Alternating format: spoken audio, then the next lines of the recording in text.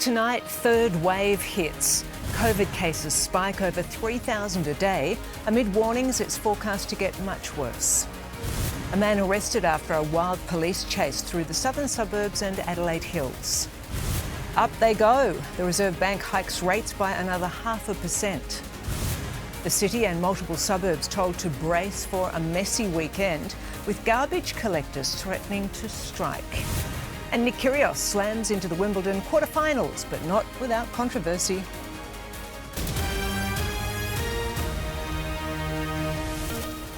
This is 10 News First Tandanya with Jennifer Knight.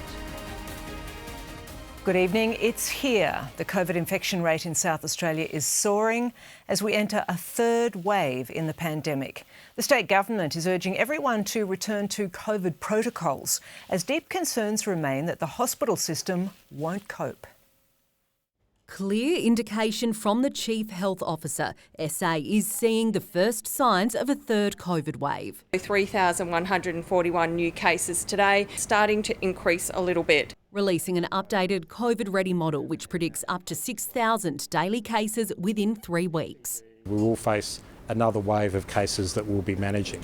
SA Health will get the latest genome sequencing of current cases in the next 24 hours, and that's expected to show an overwhelming amount of the new subvariants. BA4-5 appear to have the issues of being more infectious, cause more reinfections and also have a greater propensity for the lungs, so could cause more serious disease. The state government warns complacency won't keep the community safe, reverting to old messaging, strongly recommending face masks in busy spaces. If there was a need to go further than that, then obviously we would have to put in place another emergency, whether that's a state emergency declaration or a public health emergency. Perhaps at a supermarket or a shopping centre or in your workplace, I'd like you to start seriously thinking about putting your mask on, and don't just think about it, start wearing it again. The Health Minister is also in talks with his federal counterpart to remove barriers to accessing antivirals for high-risk patients. Antivirals are no help sitting on a shelf in a warehouse. The state government admits it is concerned about how our hospitals will cope with the expected wave and says all options are being considered to increase bed capacity. Actively trying to find any additional capacity that we can to provide care for patients. Taylor Jones for 10 News First. A man has been arrested on a southeastern freeway off-ramp after a stolen car chase through the southern suburbs and Adelaide Hills. Katrina Musson was there as he was taken away. The hour-long chase came to an end here at the Stirling Road exit ramp when the stolen Holden Statesman finally broke down at around 11 this morning. Police who'd been on his tail swooped and seized the driver, a 37-year-old Mildura man. Our cameras were there as he was arrested and taken away in a paddy wagon. The Holden Statesman was stolen during a violent confrontation last night 400 kilometres away. The occupant of a house assaulted during a break-in last night at Mildura before the offender sped away. At 9:45 this morning, police sighted the car at first at Morfett Vale. They gave chase through Cherry Gardens, where an innocent motorist inadvertently had their tyres spiked. The stolen car itself was then spiked along Longwood Road, but kept going. Cornered at a private property in Bridgewater, the driver rammed an unmarked vehicle. The Statesman was then spiked again before coming to a stop on the freeway at Stirling. The occupant faces charges of dangerous driving, driving disqualified, and 2 counts of assaulting an emergency worker. I saw him on the ground surrounded by police and he was handcuffed at that stage. I saw that there was a detected car facing the wrong side of the street and a guy on the ground with his hands behind his back and, a bit of carnage. The man was refused bail and will front the Adelaide Magistrates Court tomorrow. It's the first Tuesday of the month and recently that's meant one thing, an interest rate rise. Today's 0.5% hike is the RBA's third in a row and brings the official cash rate to 1.35%. We knew it was coming, but it doesn't make the Reserve Bank's rate rise an easier pill to swallow. This is the tough medicine that they are prescribing to the Australian economy. The pundits' predictions bang on this month, the interest rate hitting its highest point in 3 years. Before it lifted for the first time in May, the cash rate was a record low 0.1%, where it had been since November 2020. Then a jump to 0.35%. Last month, it got dropped to 0.85%. Now another 50 basis points have been locked in, meaning for the average homeowner with a variable loan, their monthly repayments have increased by $424 since April. And the pain isn't stopping there.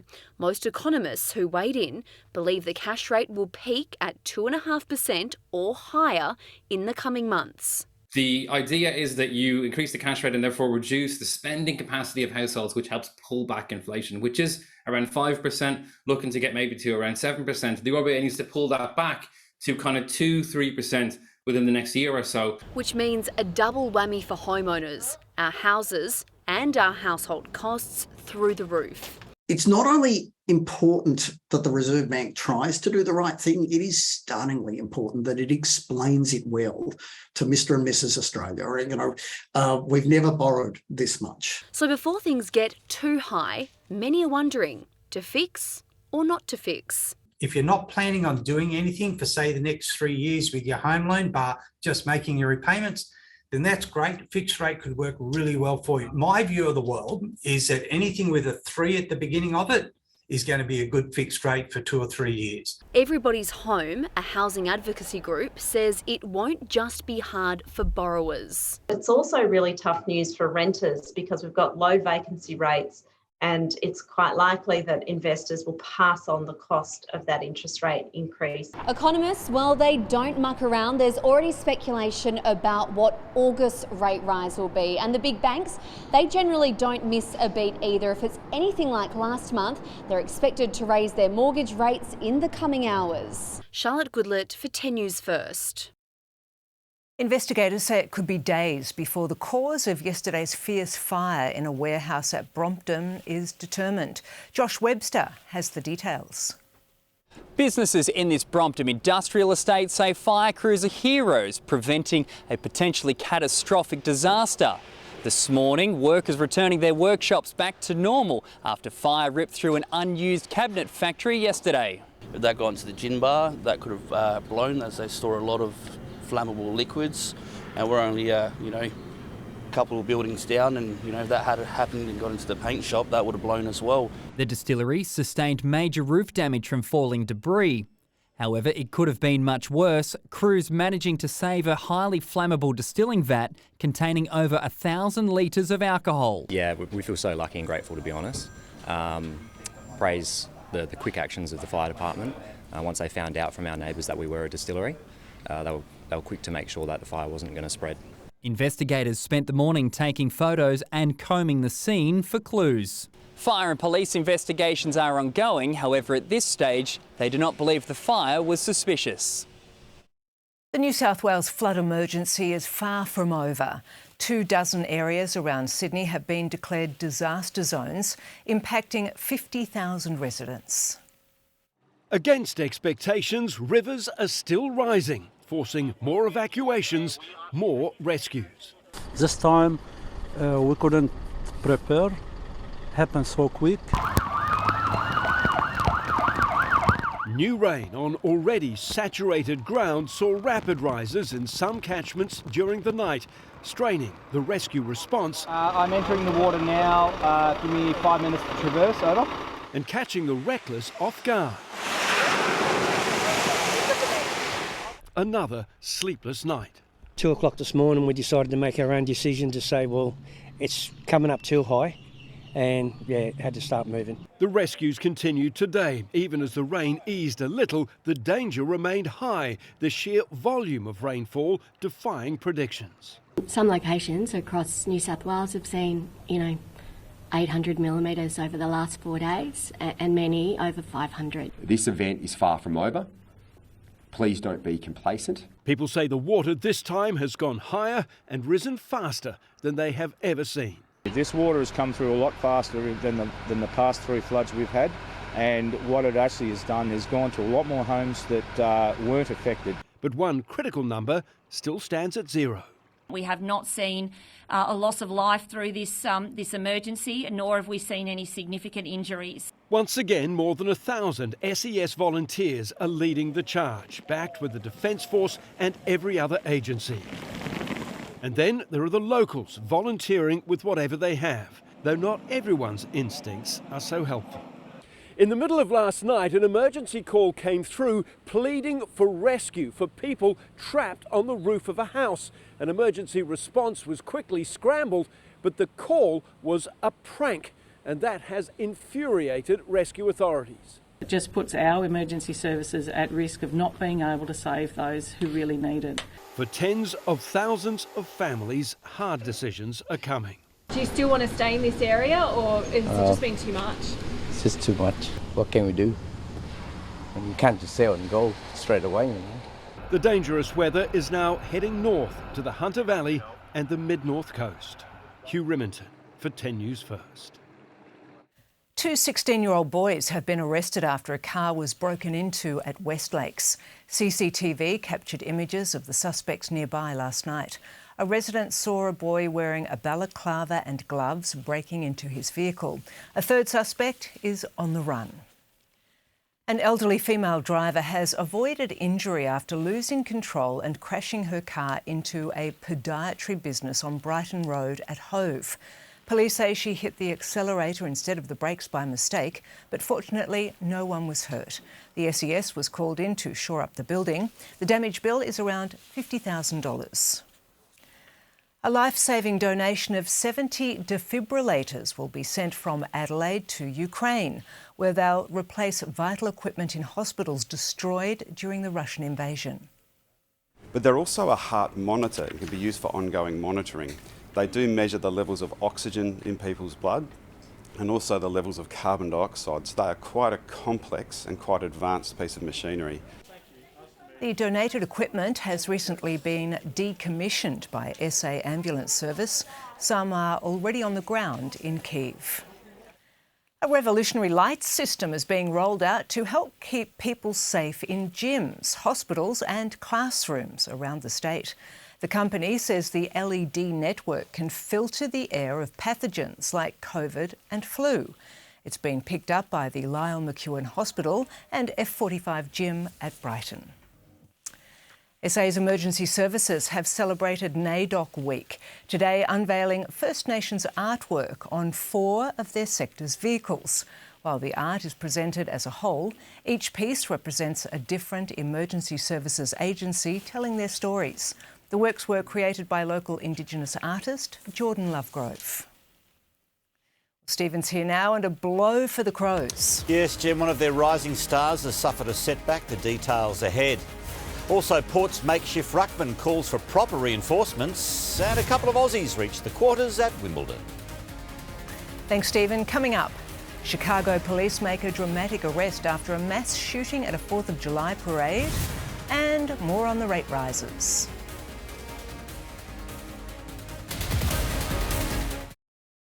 Beer and Barbecue Festival is back, and it's about bloody time. Join the best in brewing, grilling and shredding at the Adelaide Showgrounds this July for our fattest lineup yet. Tickets available at beerbarbecuefest.com.au. Here are some of today's weather photos from across South Australia. If you'd like to share your own, you can join our Adelaide Weather Watchers group on Facebook. You can also find us on Instagram at 10 News First ADL. Or you can tag me using the hashtag #SAWithKate.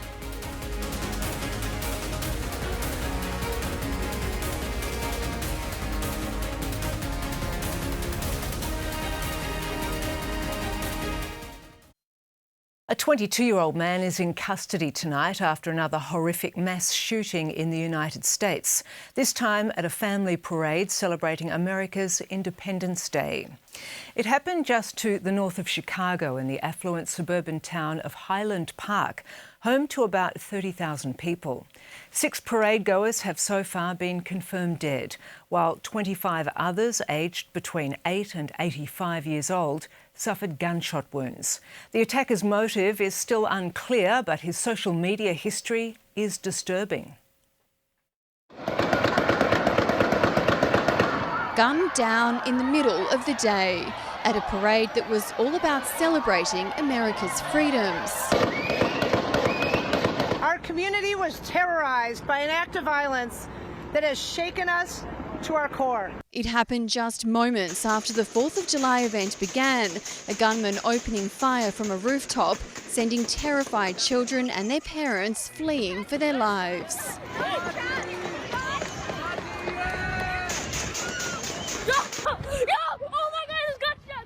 It was just really traumatizing and scary. The empty prams and chairs, a reminder of the innocence of the day. Very random, very intentional, and a very sad day. The shooter managed to escape the area, leaving behind a high-powered rifle. Police identifying the prime suspect as this man, 22-year-old Robert E. Cremo III. You're always on my mind. A self-proclaimed rap artist with a history of disturbing social media posts.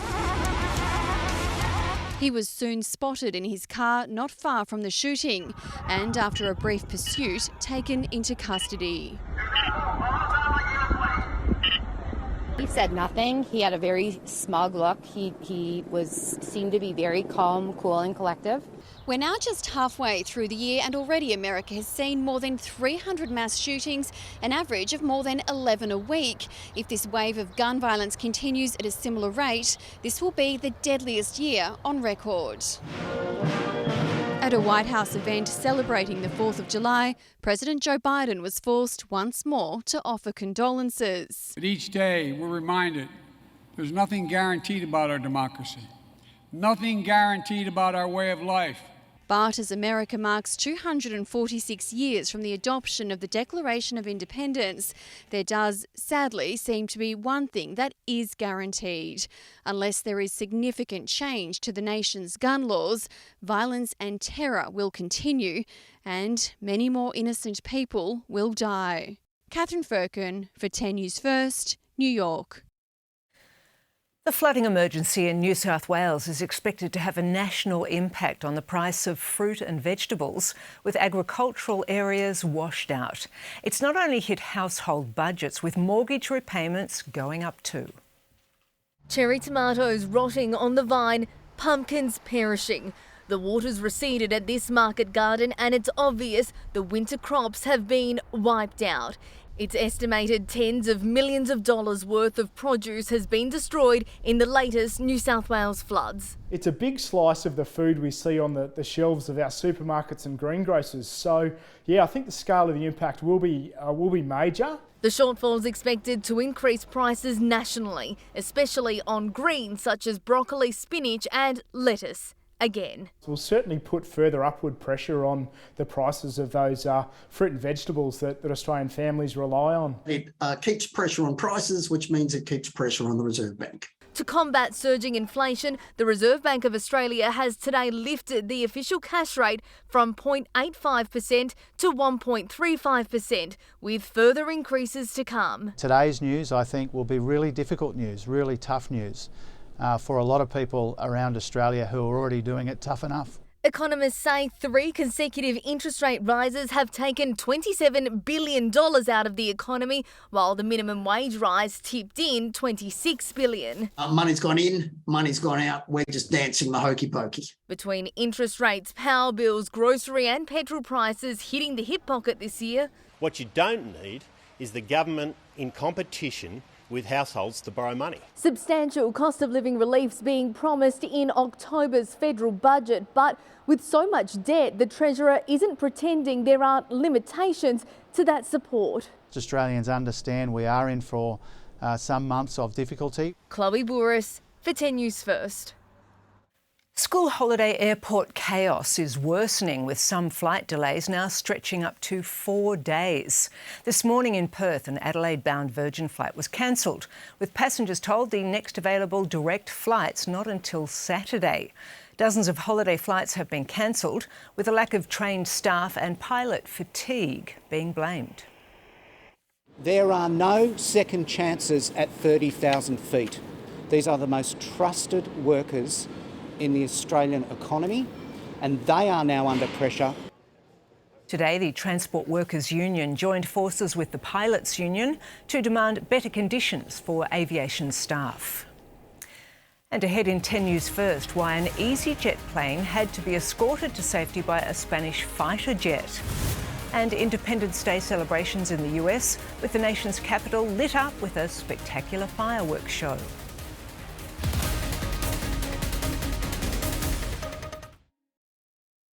Good evening. We're in a run of fine winter days right now, and there's one more on the way tomorrow ahead of a late southerly change. Today went much like yesterday. Some morning cloud that mostly cleared the suburbs by lunchtime, leaving us with bright sunshine for the afternoon. The hills saw a little more cloud for a little longer than the plains today, and there were some early fog patches as well about the higher ground. But by this afternoon, cloud contracted mainly down over the southern hills as a light southeasterly breeze saw maximums rise to sunny tops of between 15 and 17 degrees. In the city, our low was 5.8 degrees and our high was 16.9. That's a degree and a half better than yesterday and almost 2 above average for July. Tomorrow, SA stays under a ridge of high pressure with only light winds. The next cold front isn't too far away though, and that's set to arrive late tomorrow night. But before that though, it's a sunny day with clear skies overnight, which means a cold and frosty morning to start. I'll be back with all the important details a little later in the bulletin.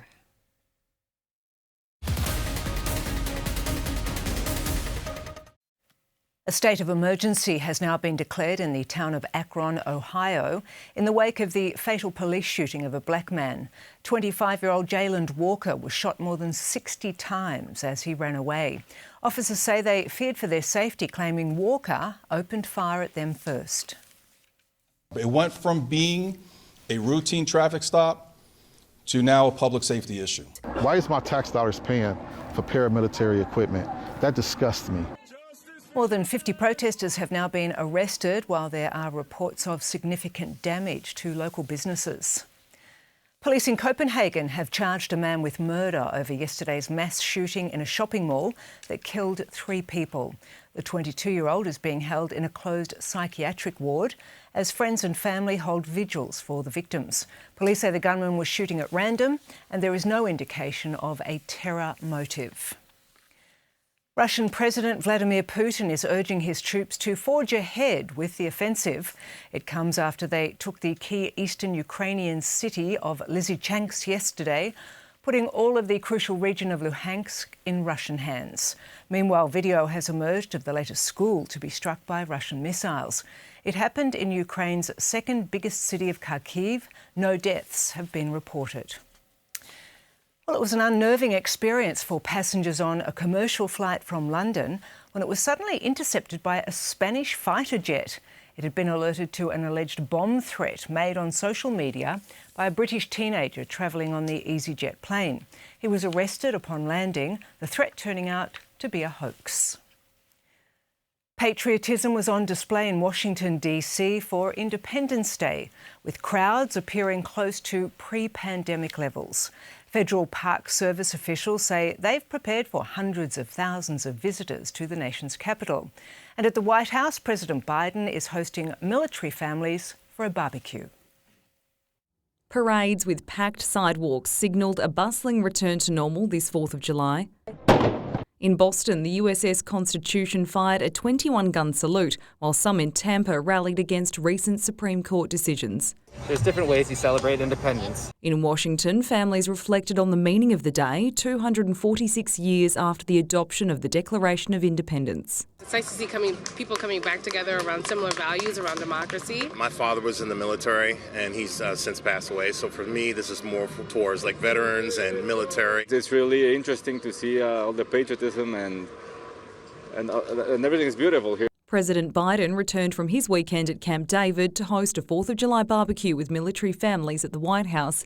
In Twitter messages, the president praised the sacrifices of our nation's service members and said, "Our best days lie ahead." The celebrations finishing up with a bang, a dazzling fireworks display over the nation's capital. Tiffany Warren for 10 News First.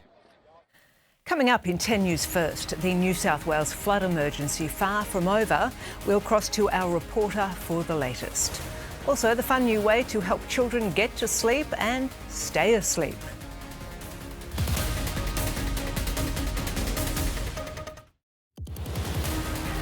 Here are tomorrow's speed camera locations across Adelaide.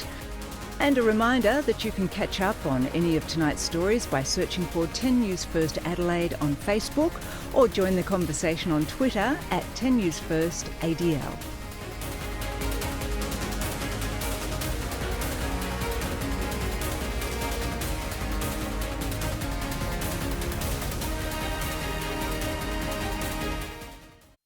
This is Adelaide's 10 News First. Tonight's headlines. Authorities warn the third COVID wave is beginning to hit South Australia as daily cases spike over 3,000. A new innovation is rolling out across Adelaide in the form of LED lighting, designed to kill airborne viruses like COVID. And fire investigators spent the day combing through ashes to work out what caused yesterday's enormous factory fire in Brompton. Returning to the New South Wales flood crisis, and tens of thousands of Sydney-siders have been evacuated from their homes as a flood emergency unfolds. Records have already been smashed, with water levels rising past the highest flood peak in 44 years. Samara Gardner joins us now. Samara, what's the latest?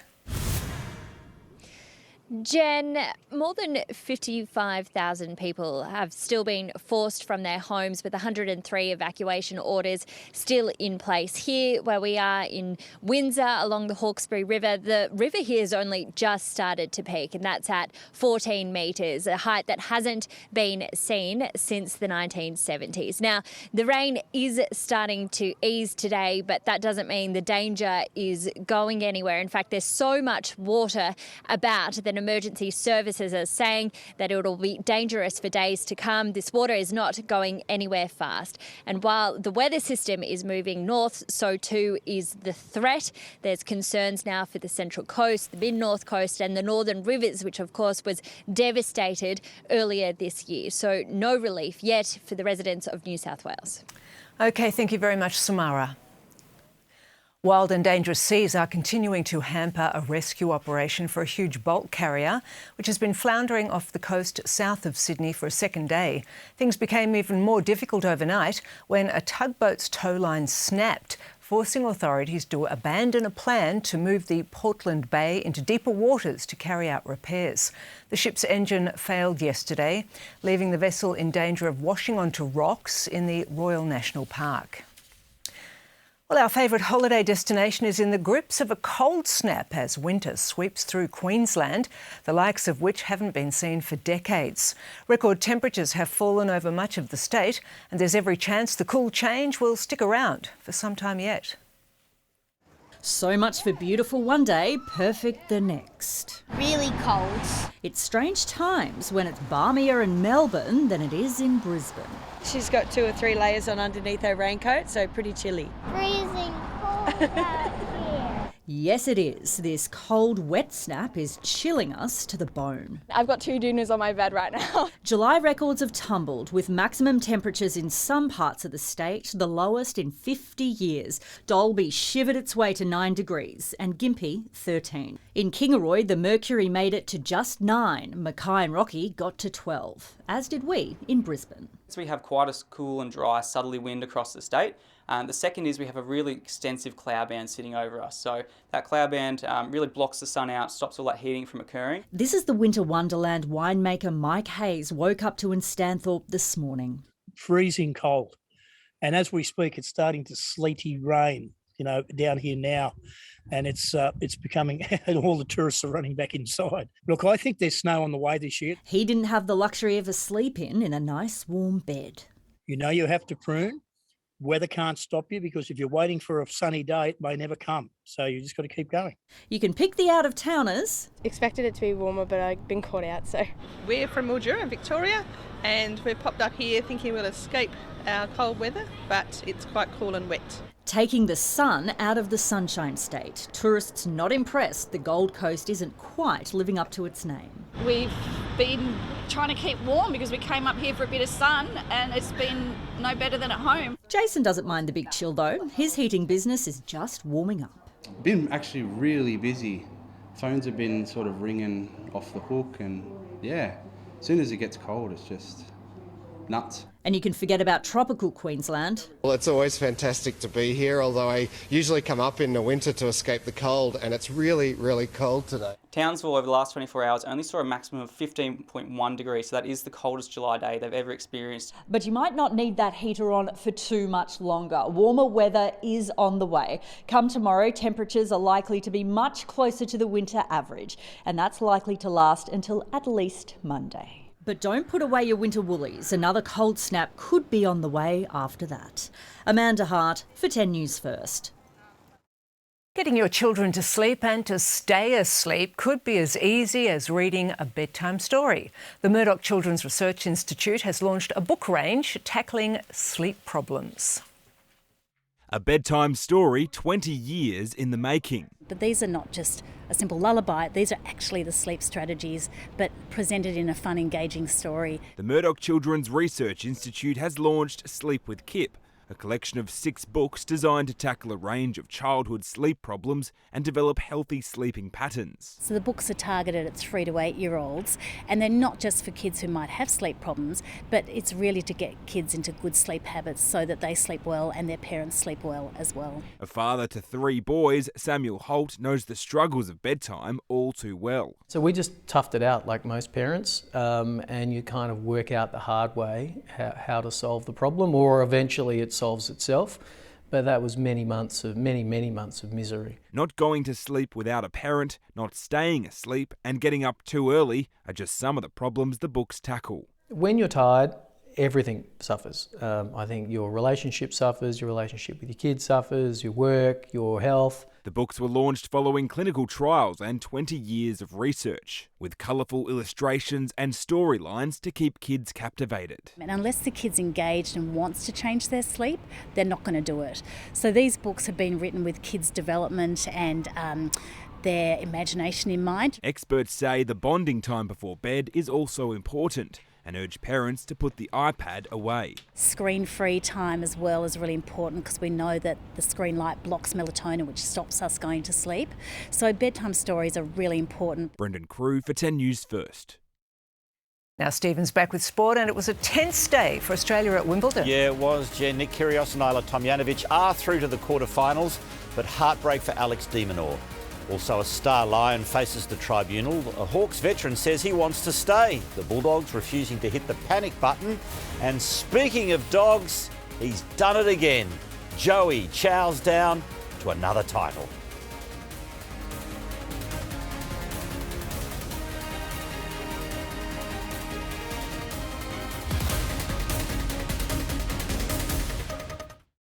Tonight's Sports Report is brought to you by the Professor and the Hack podcast.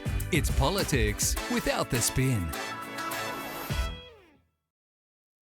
Good evening. It's one of the strangest tribunal cases we've had in years. Lions forward Eric Hipwood is facing the music tonight for pushing his opponent into an umpire. Nick Butler is covering the case. Nick, how's it all playing out? Hello, Stephen. There's a bit of good old-fashioned chook lotto about this one. What is it worth to push your opponent into an umpire and knock him down? Is it a fine? Is it a number of weeks? It's a really perplexing case. The Lions are defending Hipwood to the hilt. They're saying it was just an accident. He never saw the umpire who was running a leading pattern that he does 15 times a game. And they're actually saying Gardner, the Dogs defender, may have sort of initiated it by clanging into Hipwood. The AFL, they're not so keen on that. They're calling for a 2-week suspension, saying you're a seasoned player, you should have seen the umpire and you should have known better. And they're actually a bit worried about the forceful nature of the case. So certainly up in the air, this one. It'll either be a fine or 2 weeks. Hipwood said he gave evidence, seemed very confident he can beat it. He spoke of his own character and that this sort of thing has never happened in his career. His teammates, though, they trained today and they seem to be bracing for the worst. Yeah, well, we've got the tribunal tonight. Obviously, we don't know what's going to happen there. Fingers crossed he gets off. If he doesn't, we've got Darcy Ford in the NEAFL or the VFL who's been playing really well, so I'm sure he'll be able to come and fill in. There you go, not too much confidence there from Hugh McCluggage. Look, I do pride myself on my tribunal tipping, but this is a hard one to pull on the horsehair, Stephen. But I think the AFL seem pretty angry. They don't want to see this in the game. If I'm having to go with the Judge Butler at this stage, I'm going to say 2 weeks, but I'll have the actual result a little bit later on. Stephen? Thank you, Nick. Well, there are no alarm bells being pressed by the Bulldogs despite sitting outside the top 8. Tim English and Ed Richards return this week. The coach says they still have a third of the season remaining to make a run. Luke Beveridge is remaining upbeat. The Dogs coach says a few issues need to be addressed, but nothing major. Our game fell apart a little bit in that third quarter, no doubt, which is disappointing, but the alarm bells aren't ringing. One of the Bulldogs' main problems last week was they couldn't hit the side of a barn. All the things that you like to win, to give you a chance to win the game, they're all there. We're just sadly inefficient, and we kicked the ball out on the full about 7 times, and our set shots were all over the place. Ed Richards and Tim English return this week. English is back after a concussion. He was more frustrated with that aspect of it. He hasn't been out for anywhere as near as long as he was last time. He's been able to train earlier. He says Adam Treloar will be right to play against Sydney, and they're preparing for wet weather football. It seems like it's going to be a pretty wet game, with all the rain they've had in Sydney. So we'll prepare ourselves for the conditions. And Sydney at their competitive best, they challenge anyone. As for sitting in 10th with a final spot becoming a struggle, the Dogs coach is glass half full. There's a third of the season just under still to go. I mean, people have got to remember that. Sure. And our form line's been relatively strong, in recent times. We've just been beaten by a good side. Rob Waters for 10 News First. Jack Billings has lauded Max King for his selfless attitude. King was used as a decoy during the Saints' win over the Blues. Billings says it was crucial in winning the game. Probably the biggest part was just Max accepting his role in terms of that's what the coach and the team needed him to do, and he just embraced it and was able to do that. Billings lines up for his 150th game against the Fremantle Dockers on Saturday night. Tom Mitchell has declared he's keen to remain at Hawthorn. The Brownlow medalist started on the bench against the Giants on Sunday, but cashed in on his time on the ground, gathering 35 disposals. Mitchell says despite trade speculation last year, he's more than happy as a Hawk. Yeah, I'm very happy here. I love it here. I'm contracted for next year as well. So, I've built so many good relationships within the club, and I think, have probably played my best footy at Hawthorn over my career, and definitely do love it here. The Hawks play the Crows this week, who will be without boom youngster Josh Rochelle. He's out for a few weeks with a hip injury. Charlie Dixon has called for the Power to end its run of games without a dedicated ruckman. For the most part, he and Jeremy Finlayson have managed to balance the clearance numbers in recent weeks, but Scott Lysett and Bryn Teakle's looming returns have left Dixon admitting they've been missed. It allows our forward line to be a little bit more solid, and so there's that aspect of it, and then having a genuine ruckman would make it a little bit easier and more predictable for our mids as well. Dixon was nominated for Goal of the Year after his check side from the pocket. He told 10 News First he was as surprised as anyone when it went in. He doesn't even bother practicing the kick at training. Nick Kyrgios has matched his best performance at Wimbledon, reaching the quarterfinals. He was on his best behaviour, prevailing in a mature 5-set win. Nick Kyrgios is making noise at the All England club, this time on centre court. I needed a glass of wine for sure tonight. The Aussie progressed to the last 8 at Wimbledon for the first time since 2014. Things that just stick with me. I have a massive chip on my shoulder, and I just love... I sit here now in quarterfinals Wimbledon again, and I just know there's so many people that are so upset. Kyrgios battled Brandon Nikishima and a lingering shoulder complaint. I've played so much tennis in the last month and a half, so I almost knew that it was time for my body to start feeling some niggles. Down a break late in the fourth, he purposely threw it away to focus on the decider. That's where the world number 40 lifted to remain undefeated in 5-setters at Wimbledon. His attire, though, made one probing journalist see red. What's that saying? Any publicity is good publicity, right? If you say so. Keep doing you then, champion. Kyrgios won't be in an All-Aussie quarter-final after Alex de Minaur self-destructed when up 2-0. With a diving save to keep himself alive. I think he caught de Minaur off guard there, couldn't come up with anything quality on the lob. The 19th seed blew 2 match points in the 5th and never got a third against Christian Garin. Jason Kubler, the other Aussie to fault in the fourth round. Not so Isla Tomljanovic. She came from a set down to stun Elise Cornet. Tomljanovic is back in the last eight. Yeah, I don't know, I didn't really think I could do it. Brendan Shakes for 10 News First. Graham Arnold says his Socceroos squad has a bond unparalleled to previous Australian teams. They might be missing the big-name players of yesteryear, but their chemistry is undeniable after months spent together through COVID lockdowns. Australia play New Zealand in Brisbane in September, its final match at home before the World Cup. The stronger that culture is, then the harder the players work for each other and they're prepared to die for each other. You know, we qualified, which was a great achievement, but it's all about going to Qatar and winning games, because the Socceroos have only ever won 2 games at a World Cup ever. The Matildas will also play the Olympic champions Canada in September in Brisbane.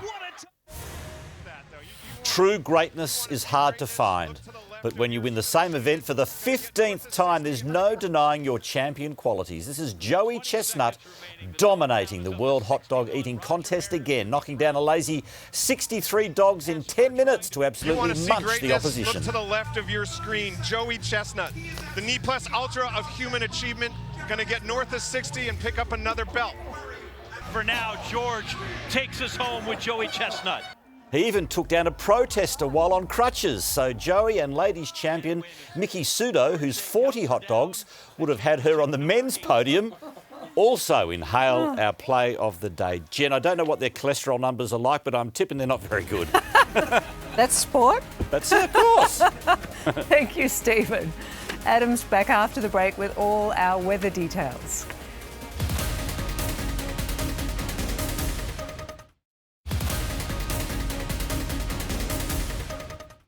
Hello again. It was bright blue skies for our Tuesday afternoon and maximums a little warmer than yesterday as this fine spell of weather continues. Early morning cloud was clear by lunchtime, and after some early fog patches, cloudier skies about the hills contracted mostly to the southern hills by this afternoon. Light winds continued mainly from the southeast as maximums pushed up to 16 in Elizabeth and 17 at Glenelg. On West Terrace in the city, it was a low of 5.8 and a high of 16.9 degrees this afternoon, a couple above average. After some early morning fog and frost across the northern agricultural area, not a cloud in the sky after that today across the north of the state. Roxby Downs reached a sunny 17 degrees, Woomera got to 15. Further south, early fog over the upper southeast and Murraylands, cleared to a mostly sunny day.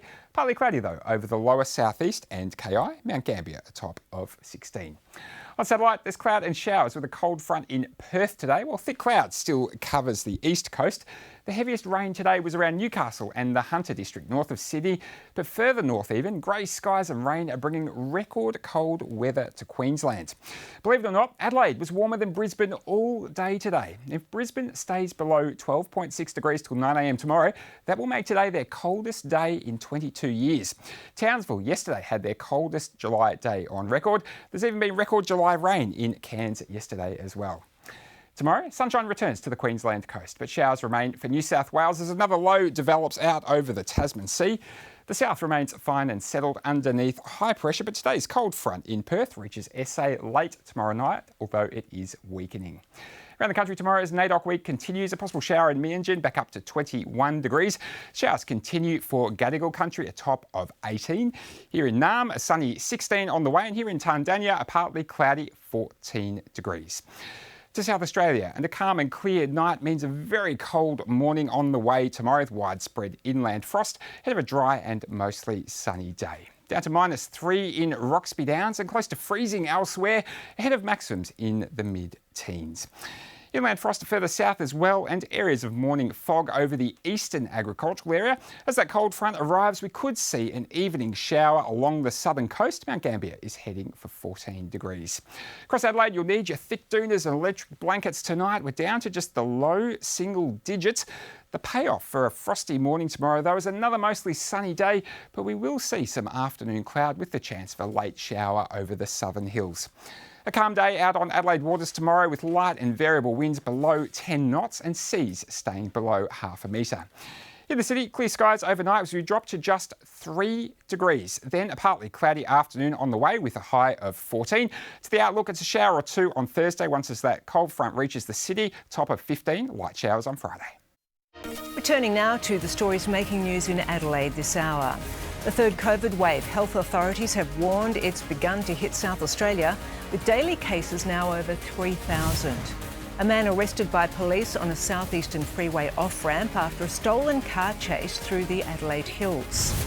And multiple council areas brace for a messy weekend, with garbage collectors threatening to strike on Friday. The state government is urging everyone to return to COVID protocols as the first signs of a third COVID wave begin to show.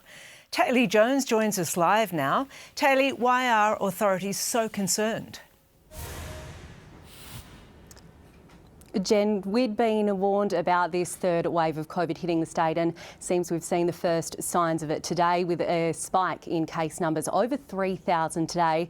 And according to the latest modelling, we are expecting those daily case numbers to double within just a few weeks' time. Now, it's these new BA4 and BA5 subvariants that are the real worry for health authorities.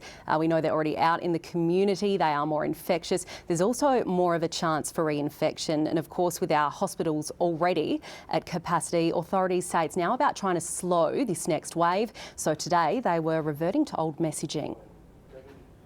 But when you're popping indoors and it's crowded, perhaps at a supermarket or a shopping centre or in your workplace, I'd like you to start seriously thinking about putting your mask on, and don't just think about it, start wearing it again. If you're feeling sick, don't go to work, don't go to school, don't go to a party. Go and get a test and stay home.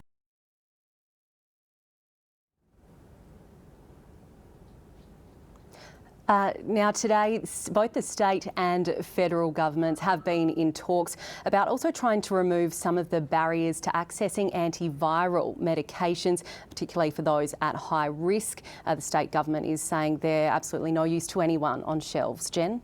Okay, thank you, Taylor. A man has been arrested on a southeastern freeway off-ramp after a stolen car chase through the southern suburbs and Adelaide Hills. Katrina Musson was there as he was taken away.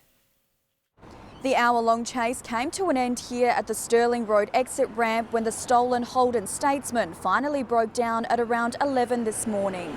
Police who'd been on his tail swooped and seized the driver, a 37-year-old Mildura man. Our cameras were there as he was arrested and taken away in a paddy wagon. The Holden Statesman was stolen during a violent confrontation last night 400 kilometres away. The occupant of a house assaulted during a break-in last night at Mildura before the offender sped away. At 9:45 this morning, police sighted the car at first at Morfett Vale. They gave chase through Cherry Gardens, where an innocent motorist inadvertently had their tyres spiked. The stolen car itself was then spiked along Longwood Road, but kept going. Cornered at a private property in Bridgewater, the driver rammed an unmarked vehicle.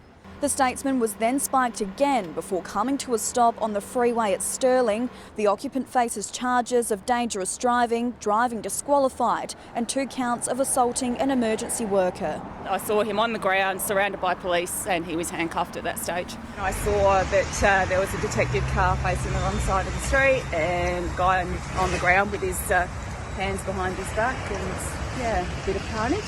The man was refused bail and will front the Adelaide Magistrates Court tomorrow. Well, it could be days before investigators learn the cause of yesterday's fierce fire in a disused cabinet warehouse at Brompton. Owners of neighbouring buildings say only the quick response of firefighters saved their businesses from ruin. Sifting through the damage, businesses in this Brompton industrial estate picking up the pieces after yesterday's fire ripped through an unused cabinet factory in First Street. Luckily there's no fire damage and, from what we can tell, much smoke damage at this stage. But quite a few cinder blocks have fallen through the ceiling, and being a distillery there's lots of bottles everywhere, so there's a lot of damage and broken glassware. If it wasn't for some quick-thinking fireys, things could have been much worse. A 1,000-litre distilling vat of highly flammable alcohol saved. Yeah, I hate to imagine how that would have gone down. Mechanics from a nearby workshop heaped praise on emergency crews. And we're only, a couple of buildings down, and if that had happened and got into the paint shop, that would have blown as well. Could have been a massive, massive disaster for the area. Fire investigators back on the scene this morning looking for clues into what caused the blaze. while workers returned the workshop back to normal after saving several expensive classic cars. One of them's worth $100,000 or $200,000 by itself.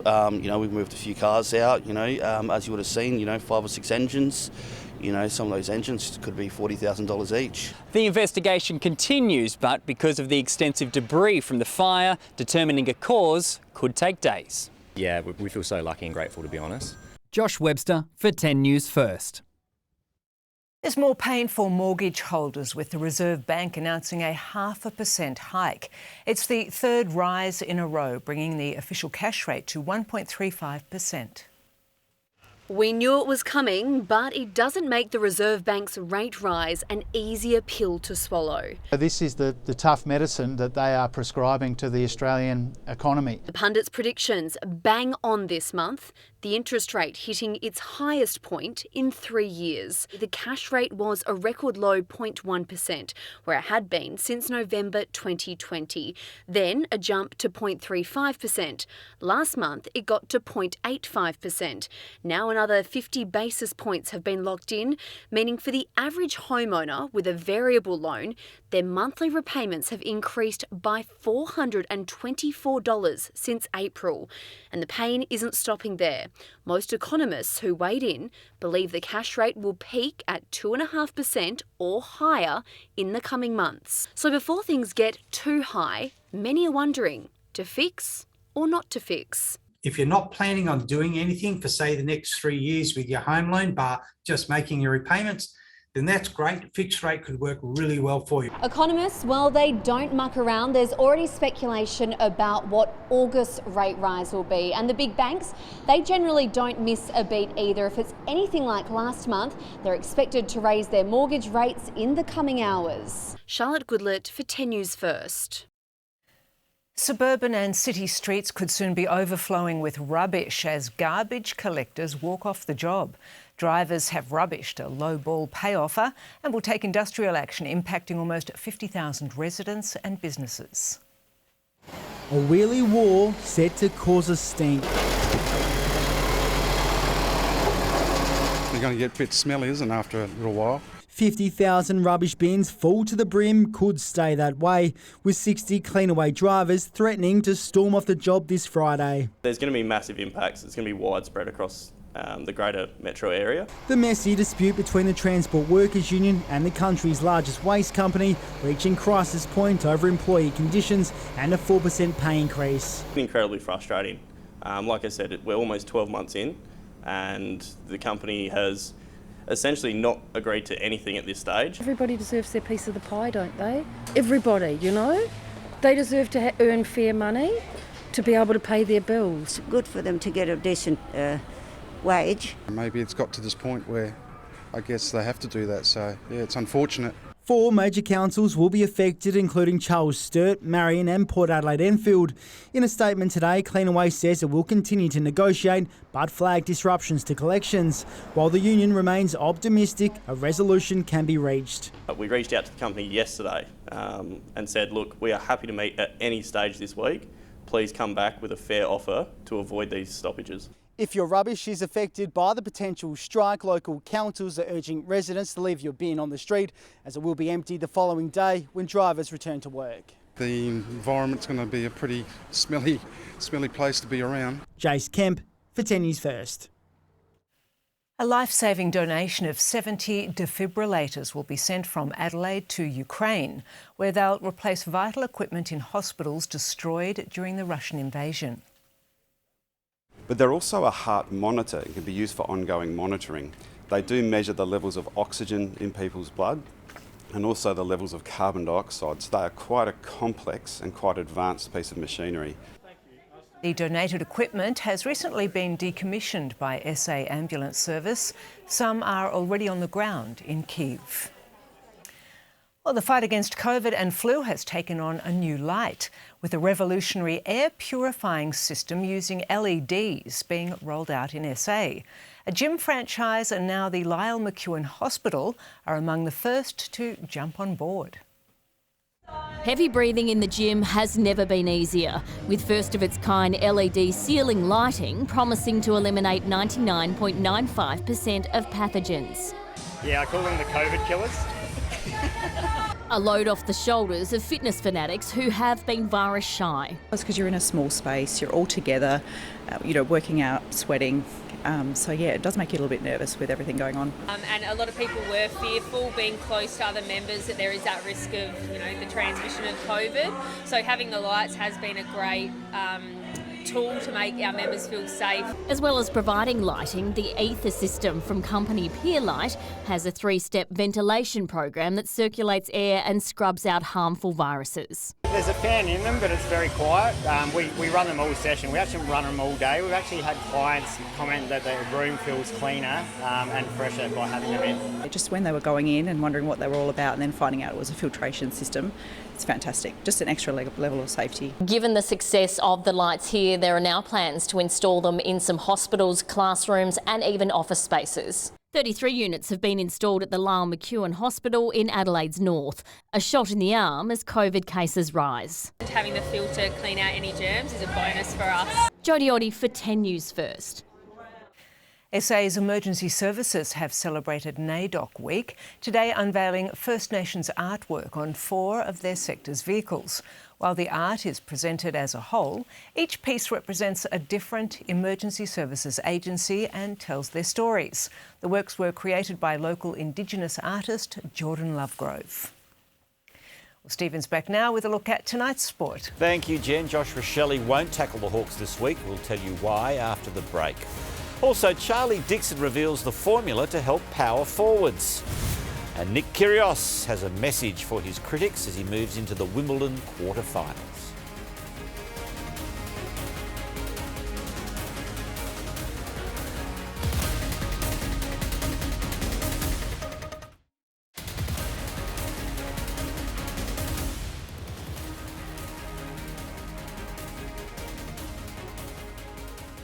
Josh Rochelle won't play against Hawthorn and could also miss the following game against Collingwood. The club has revealed he aggravated a hip joint injury he has been managing the past few weeks. Rochelle will be given time to recover. Shane McAdam should be available pending a fitness test on his ankle. Another push into play is Ned McHenry, who missed the Melbourne match with knee soreness. It was a no-risk policy with Ned. He just had a little bit of discomfort changing directions, but he'll be fine for this week. Will Hamill is expected to train tomorrow and be available after his latest concussion. 3 regular starters are expected to be pushing for selection at the Power. Zach Butters, Scott Lycett and Tom Cleary should all be available for the Giants clash. Dan Houston should stay in the side despite hyperextending his knee. And the looming return of Lycett, music to the ears of Charlie Dixon. Post-game, Ken Hinkley suggested Charlie Dixon had the potential to be an elite AFL ruckman. The Power big man not so sure, eager to give the gig back to Scott Lycett. It'd be nice to have a genuine ruckman. Whatever happens, we can still do what we've been doing. I mean, it's sort of been working for us, but it'd be nice to have a full-time ruckman too. When Lycett is in, Dixon says the forward line functions better and the midfielders enjoy more predictability. I felt like I sort of didn't play the big boy as well as I should have in the first 3 quarters, and just let him sort of bully me around a little bit. Still, the makeshift ruck lifted late. He was the highest rated player on the ground in a scintillating 4th quarter against Fremantle. Dixon with the check side, miracle, Charlie! Yeah, a few boys said that was a bit, I can't really say what they said, so I've never really done anything like that, so even at training I don't even worry about practicing that sort of stuff. Finals hopes are fading, but there's still a pulse at Alberton. We still think we're very much alive, so we've got to just make sure we're sort of tightening the screws and making sure we can get fix up those lapses. The second quarter lapse saw the Dockers put on 4 goals quickly, while the Power didn't have a single effective kick in those 10 minutes. We're just chasing arse all day, so that becomes really tough and sort of takes a lot of the momentum out of your legs. Max Burford for 10 News First. Nick Kyrgios reckons he's upset plenty of his critics after progressing to the Wimbledon quarterfinals. There were no on-court antics from the Aussie, who came from a set down to defeat Brandon Nakashima in a 3-hour 5-setter. Look at that flick of the wrist. Great pass. I never forget things. Like the people say, whether it was 3-4 years ago, like things that just stick with me. I have a massive chip on my shoulder. Alex de Minaur was twice a point away from playing Kyrgios in the quarters. He couldn't convert and was eliminated in a deciding set tiebreaker. Ajla Tomljanovic prevailed in 3 to move into the last stage. She's the first Aussie woman since 2000 to reach back-to-back Wimbledon quarterfinals. The youngest ever A-League goalkeeper has re-signed with Adelaide United. 17-year-old Stephen Hall has agreed to a 3-year scholarship contract with the Reds. He featured in 4 matches last year, showing he's more than a capable backup despite his young age. Currently completing year 12, Hall will continue his growth under the watchful eye of Eugene Galakovic. The Socceroos have announced their final match before the World Cup will be in Brisbane against New Zealand. That clash in late September. The Matildas are also playing a crucial clash in Queensland. They face Olympic champions Canada. Every minute we have together as a team is, got purpose to it because we're building towards that World Cup. So having a couple games where we'll be at home playing with the home ground, it's almost replicating the kind of, atmosphere that will be present when we're at the World Cup. The Socceroos match also doubles as a centenary celebration of the World Game in Australia. That is all in sport. Thank you, Stephen. Adam's back next with the latest on Adelaide's forecast.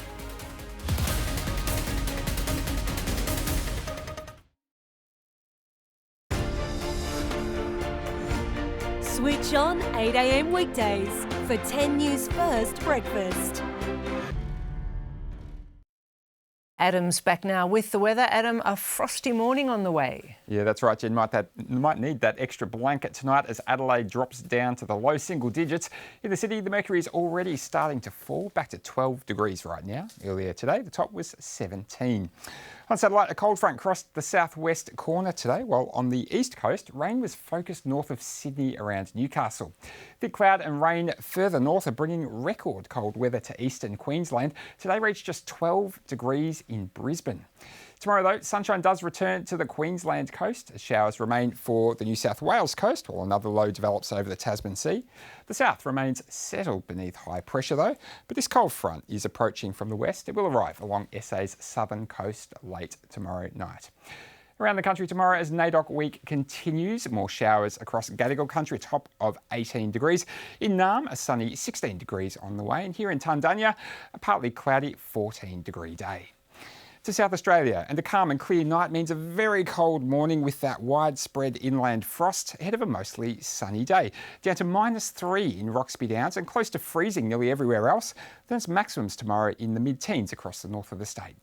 Inland frost further south as well, and areas of morning fog over the eastern agricultural area. Then later in the day as that cold front arrives, we could see an evening shower along the southern coast.